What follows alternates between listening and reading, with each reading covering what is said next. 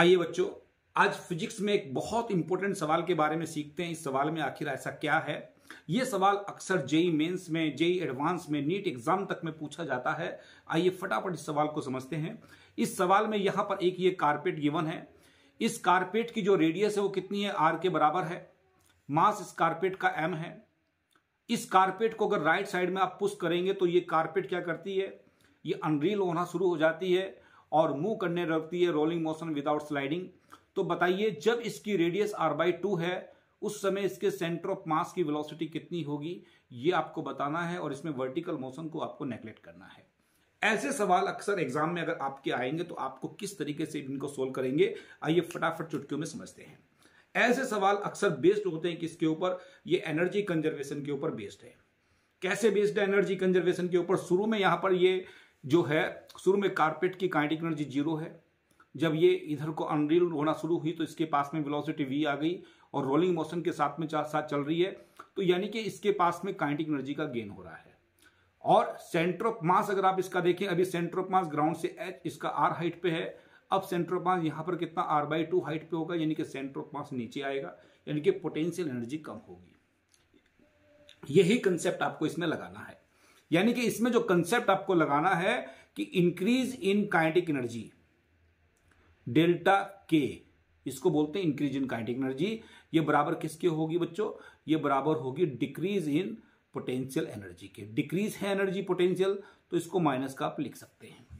तो डेल्टा के बराबर माइनस डेल्टा यू, ये एक तरह से एनर्जी कंजर्वेशन की ही इक्वेशन है।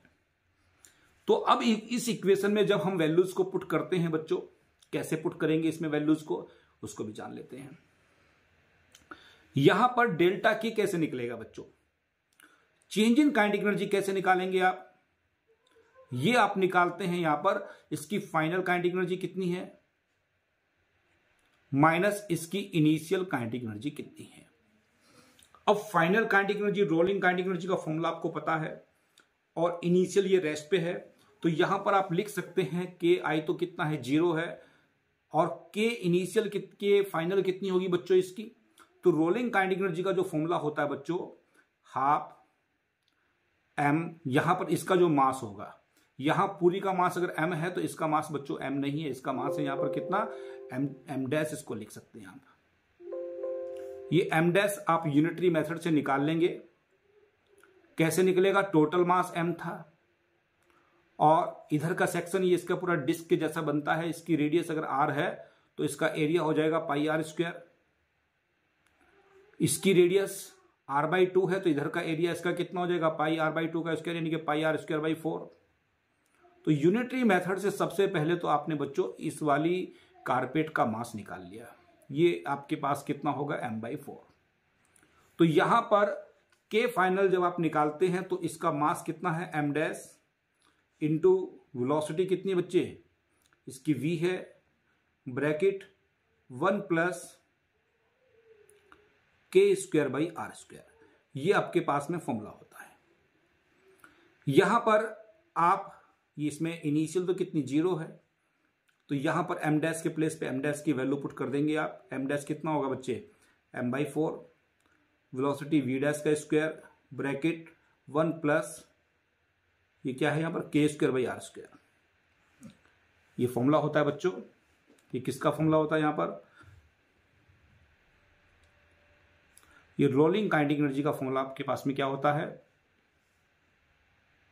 k²/r²। और k²/r² यहां पर कैसे निकालता है? ये पूरा सेक्शन, इधर वाला सेक्शन अगर आप देखिए डिस्क के जैसा दिखेगा, और डिस्क के लिए k²/r² की वैल्यू कितना? 1/2 होती है, क्योंकि जो मेन फॉर्मूला है डिस्क का सेंटर ऑफ मास के अबाउट 1/2 m/r², जो 1/2 शुरू में लिखा होता है वही एक तरह से k²/r² होता है। तो यहां पर लिख देंगे इसको 1/2। तो ये आपके पास में कितना हो गया टोटल? 3/2, ये mv²/8।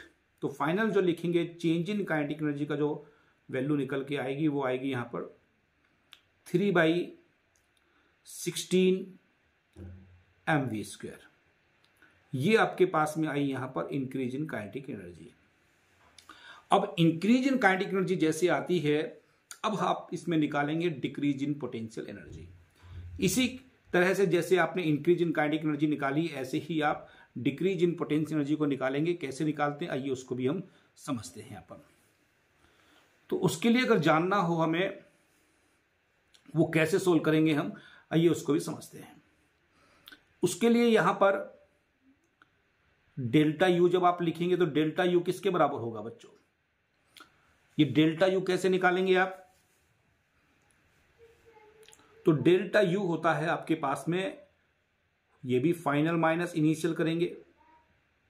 फाइनल माइनस जब इनिशियल आपने किया है, यहां पर फाइनल के लिए कितना होगा बच्चे? मास इसका m/4 है,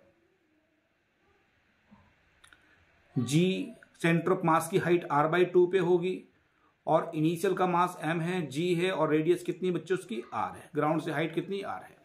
तो इसको जब आप सोल्व करेंगे बच्चों, ये आएगा माइनस का 7/8 mgr, माइनस का 7/8 mgr।